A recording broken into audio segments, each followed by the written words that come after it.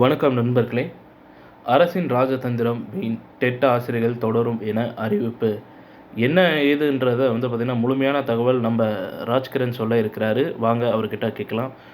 அதாவது இளநிலை ஆசிரியர்கள், ஓகேங்களா, இளநிலை ஆசிரியர்கள், தற்காலிக ஆசிரியர்கள் மற்றும் டெட் தேர்வு ஆசிரியர்கள் என 3 பிரிவுகளை சேர்ந்த ஆசிரியர்கள் போராட்டம் நடத்தி வரும் நிலையில், அதில் டெட் தேர்வு எழுதிய ஆசிரியர்கள் தங்கள் தரப்பிலிருந்து 2 கோரிக்கைகளை முன்வைத்திருக்கிறார்கள்.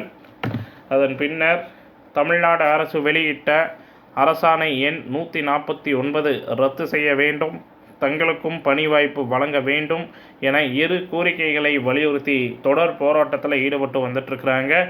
இந்த நிலையில் இன்று பிற்பகல் பள்ளி கல்வித்துறை இயக்குனர், அறிவொளி மற்றும் தொடக்க கல்வி இயக்குனர் கண்ணப்பன் ஆகியோர் டெட் தேர்வு எழுதிய ஆசிரியர்கள் சங்க நிர்வாகிகளுடன் பேச்சுவார்த்தையில் ஈடுபட்டனர்.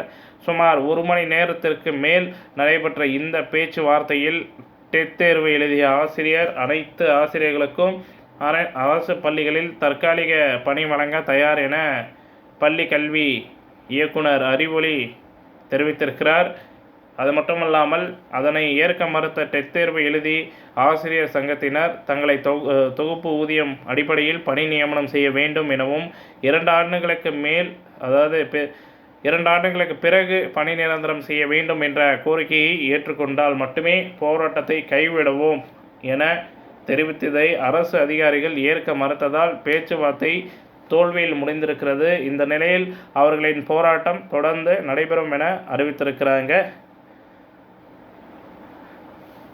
ஓகே, தகவல் அளித்ததுக்கு ரொம்ப நன்றி ராஜ்கிரண். இத்துடன் இந்த செய்தி தகவல் முடிவடைகிறது. இந்த செய்தி தகவல் பிடிச்சிருந்தால் லைக் பண்ணுங்கள், ஷேர் பண்ணுங்கள். மறக்காமல் நம்ம சேனலை சப்ஸ்கிரைப் பண்ணி பெல் ஐக்கானை கிளிக் பண்ணி வச்சுக்கோங்க. நன்றி, வணக்கம்.